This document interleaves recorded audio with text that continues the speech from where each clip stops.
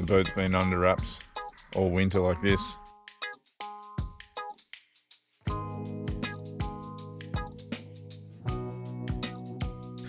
And now I'm over here working on the deck, on the armors. I've got this like plastic grip tape that I have to take off. I don't know whether you can see the damage here, but it's worn down to the fiberglass in a bunch of different spots. So I have to paint this. I have to paint this whole all these armors now, and even on this side, since it's been out in the winter. You can see, really see there's lots of damage to these little holes and scratches, and so I really have to do something about it. So before I put it in the water this year, I'm just going to paint from the anti-foul line up over the whole thing before I put it in. The best way I've found to get this plastic off is to use this scraper, heat it up with a heat gun. I don't have like a electricity where I'm sitting at the moment. When I move the boat, I'll have a bit more electricity. So just heat it up and a little bit. Just get the plastic good. And then I'll just start it with this.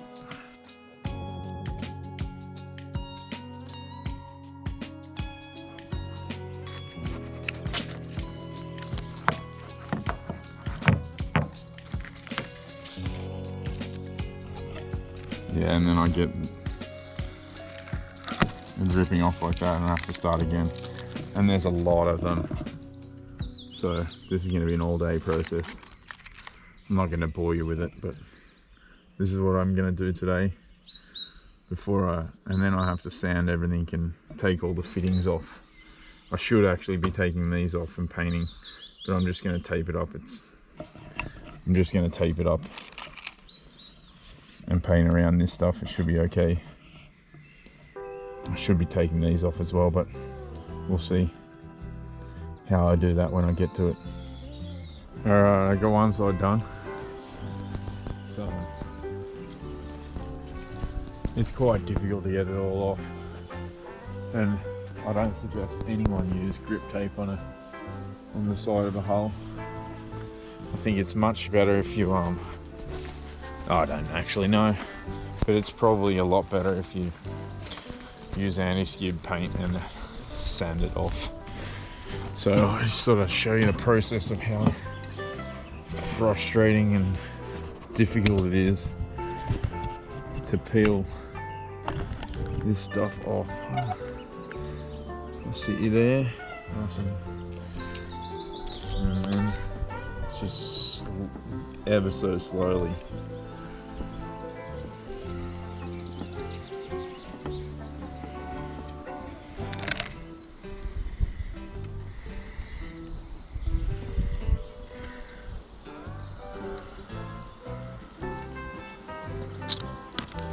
Peel it off, and then it tears like, and it tears, so you have to go back with a scraper and try to start that part up again.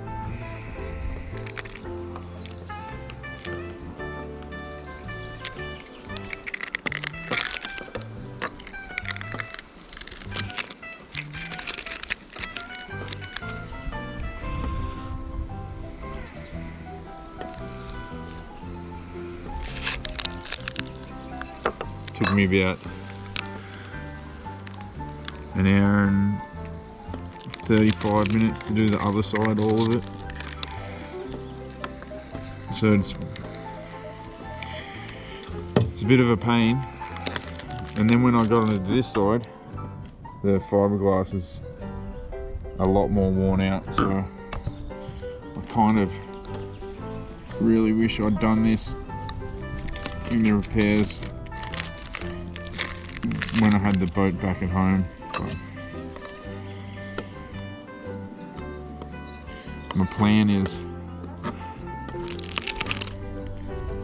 take the boat home again after this summer, and the work that I'm doing now on the armors, I'm going to have to do the same sort of work on the main hull as well, and paint the main hull, and maybe take all the anti-foul off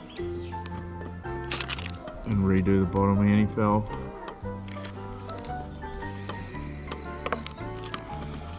We'll see. The end of winter seems to be really nice and dry for a couple of weeks at the end of winter to do this sort of stuff, and then it starts to rain. So now we've moved into the transition when it's raining and everything's wet. We're just coming to the time is just turned summer. So I think in the spring you have this spell of when it's dry and not, and then that happens.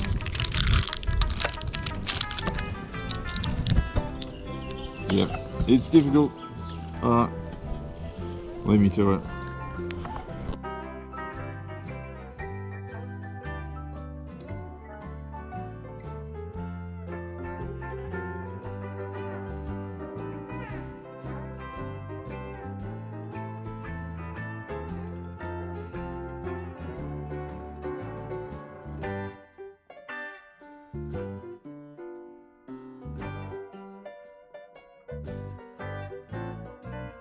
Keeps raining, so I'm inside the boat now. I'm going to put the batteries where they live underneath the sink, and I've got some lamps to put in as well in there, and do some electrical work, and some new quick connects for the battery right up the front, so they're just exactly the same as the ones that I have in here.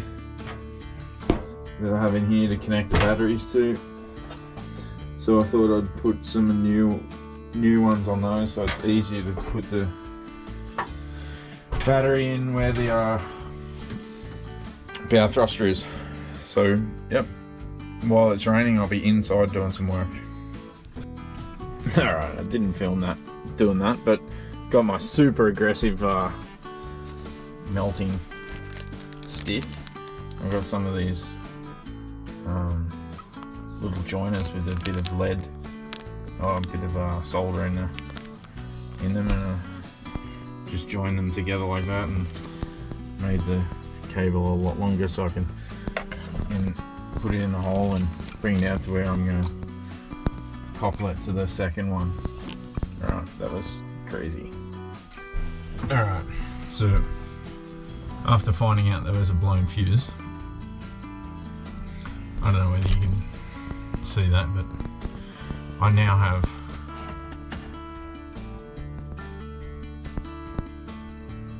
power at the back, 12.6, and it's around the right way too, so blue is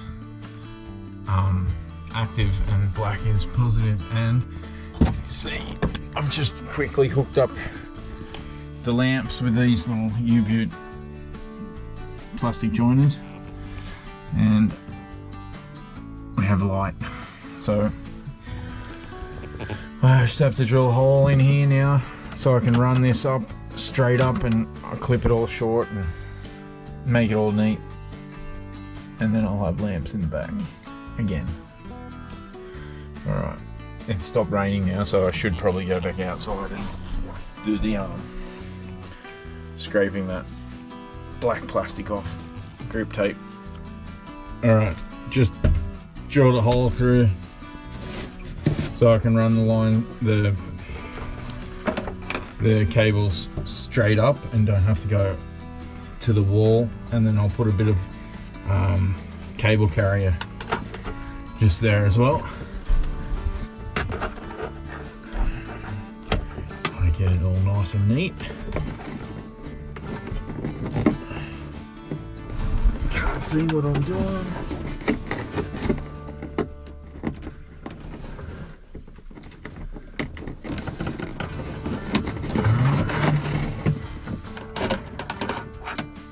And get the other one through. I only need to put 4 through this hole.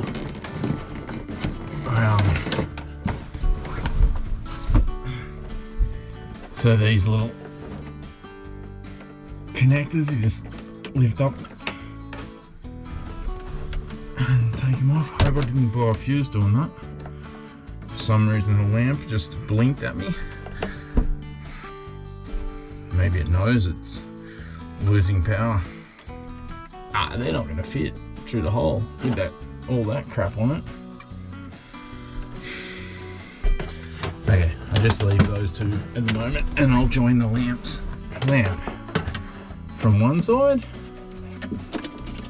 and then lamp this lamp, and then I've got a 3-way connector here. They don't need to be that long, so I'll just cut them down a bit.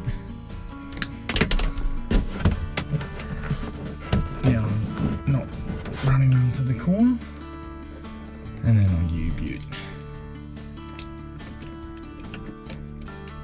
Cable strip. Just check one more time just to make sure that blue is, yep, so blue is active, so then I'll put red in there, and then the other red one in there. 3-way connector for the black. This one. Shut them down.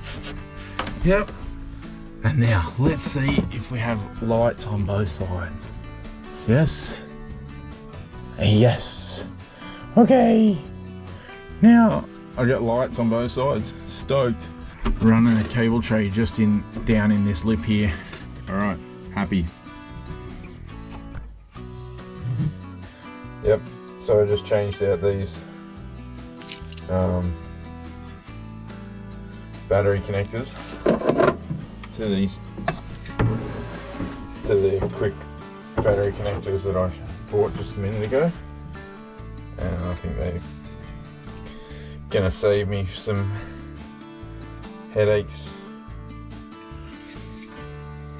and pain, because last time I connected the battery I jammed my finger in the tool that I was using to do them up. So little improvements every year. So onto the sink. I've been always wondering why there was a little bit of water dripping down here and being a bit of water in there, and it looks like and I just looked up and I found some cracks in the,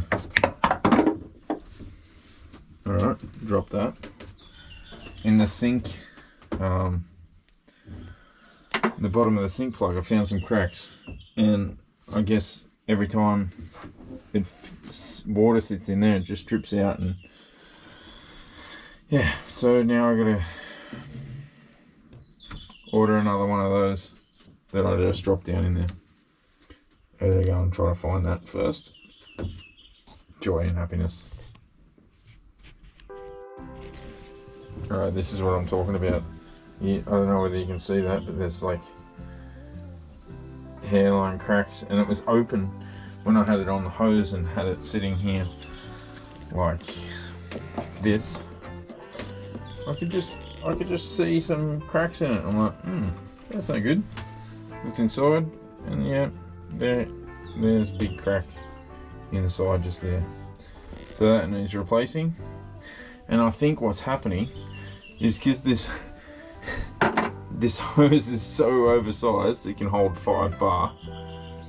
It's just twisting when you do it. When it's done up with the hose clamp, it's just twisting the plastic fitting like way too much. This is a really strong hose. Yeah, it's rated for 5 bar. So maybe I should replace that, just that short piece of hose, to something not as strong, and that will,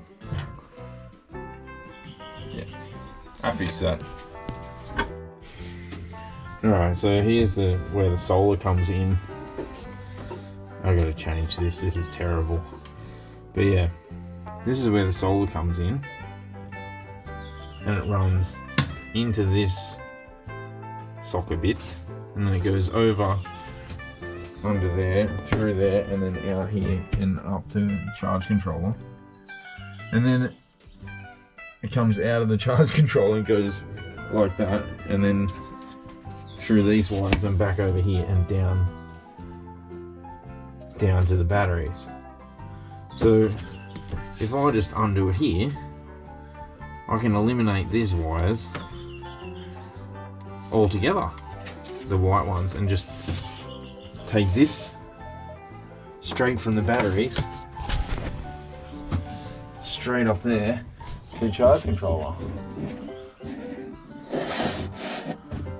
straight through that hole, and then straight up there to the charge controller, and then I don't have to worry about,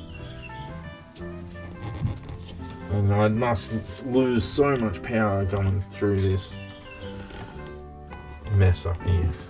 Alright, fix that now. Well, that was a pretty easy fix, and it ended up sorting out my cables a bit better, so now they look a lot better. It just dawned on me now, just realising these green cables, there's 2 of them coming off negative and 2 of them coming off positive with a fuse, inline fuse, and I've got to change that. But that's just to carry the same amount of electricity over to the back of the fuse box, or the back of the switch panel, old switch panel. Fuses down the bottom. This is where one of the fuses was broken. One of these old fuses. I intend on changing this to one with just a breaker, so you can just switch the breaker if you blow a fuse or something. And then I'm gonna take this bit of wood and cover that hole, and then I'm gonna replace everything and sit it all in the front in this pocket here, just because I find it super annoying that it's behind here. You can't just reach in from outside and turn things on and off. And then I'll also have 12 volt. It's got these old style camping outlets in it all over the place, and I'm going to replace those ones with a USB port like that, or a 12 volt charging port that can accept a USB one, but I'm pretty sure I can find just the USB one, so I can just, where you want to plug in phone chargers and whatnot, I can just replace these ones with the USB charger. And here I'm in the kitchen, I have a coffee maker that has to have a 12 volt plug like this, so this one will live just here directly underneath the switch panel, and then in here will be left for maybe a VHF radio one day. But yeah, that was a simple fix, and I didn't understand why it was so confusing. And now also I'm gonna do the same with the solar in. So this is solar in, and it's got a join at the other end as well. So I'll get some bigger gauge wire that I don't have at the moment. I've only got small gauge wire just to do the ends. I'll get some bigger gauge wire and I'll run a new one of these all the way from the solar panel without any joins in it at all, and I'll bring it all the way in and bring it all the way to the site, all the way to the charge controller, instead of having this household wire. Yep. Onwards and upwards, getting better. Hey. Well, I give it to my grandfather's generation. They used to build things so strong. Those two screws are the hardest fucking things to get out. So, yeah. That was annoying, but I got them out eventually. So now I can sort out all this stuff tomorrow. I don't think I'm gonna replace all the I'm definitely not gonna replace all the wires. I'm just gonna distribute them a bit better and change this distribution panel. So I'm actually gonna put a fuse block in before it goes to the switch panel. So I'll have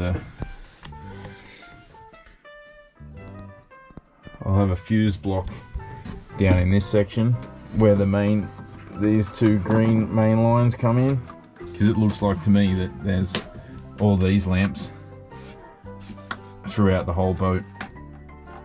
They're not on a switch, they're just on main power, because I think I can get a fuse box with a main power, so then I don't have to be running everything through the switchboard.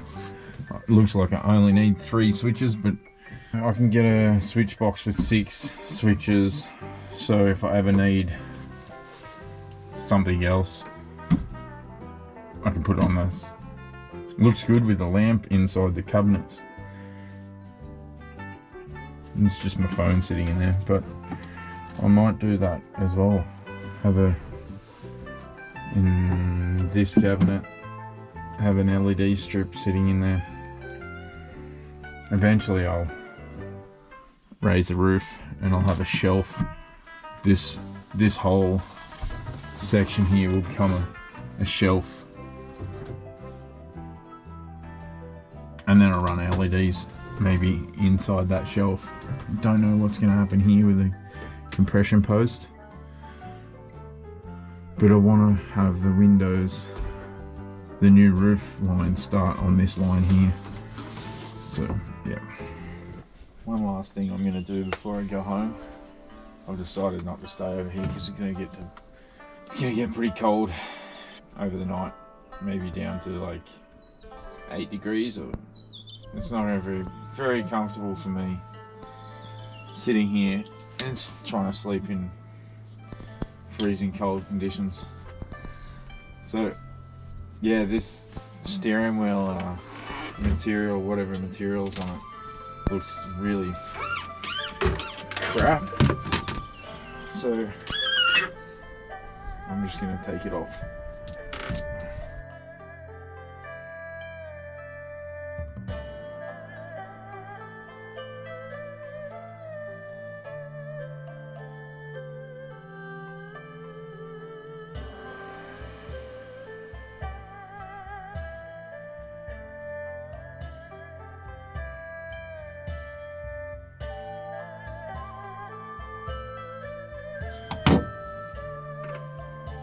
That's that off.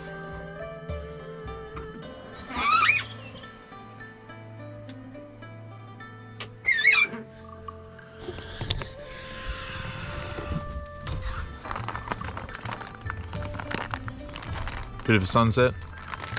Alright, time to go home.